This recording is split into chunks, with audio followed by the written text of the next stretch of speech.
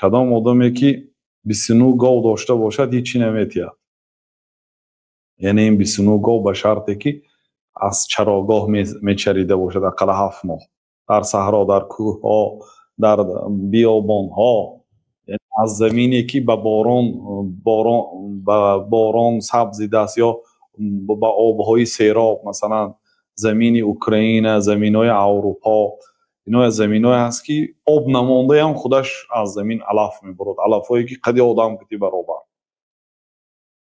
برای چی؟ برای اینکه زمین هاشون نامی. او الله تعالی در قرآن کریم 1400 سال پیش فی ادنی الارض گفت، پایانترین زمین گفت. اون وقتا 1400 سال پیش کجای زمین بلند و کجای زمین پایان نمیدونستن. الله تعالی در سوره روم گفت که غلبت الروم، روم مغلوب شد. روم یعنی اروپا.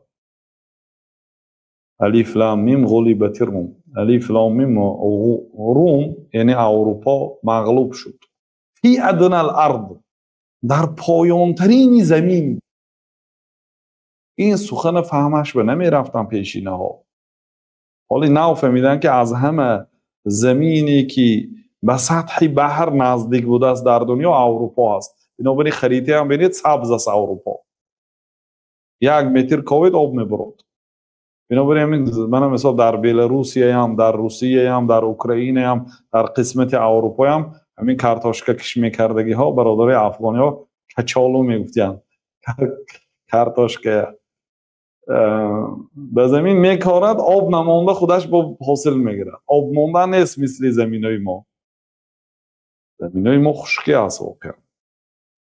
الله تعالی ببینید 1400 سال پیش فی ادنی الارض، حال اون وقتا تحقیقات نبود، نمیدونستن که کدام زمینی کدام کشور از سطح بحر چقدر بلندی، چند متر بلندینده،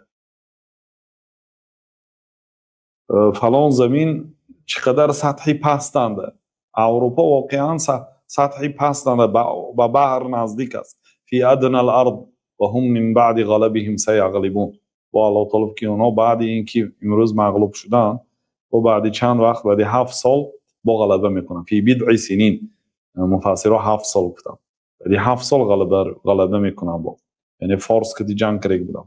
خلاصه اگر زمینی در چراگاه بی پول گاوش چراند 7 ماه اقلا یا 6.5 ماه زیادتر، اگر 6 ماه در چراگاه چراند و 6 ماه در خانه علفی خریده کتی تعام دهد، گاوش زکات نمیتید. ببینید مهربانی شریعت.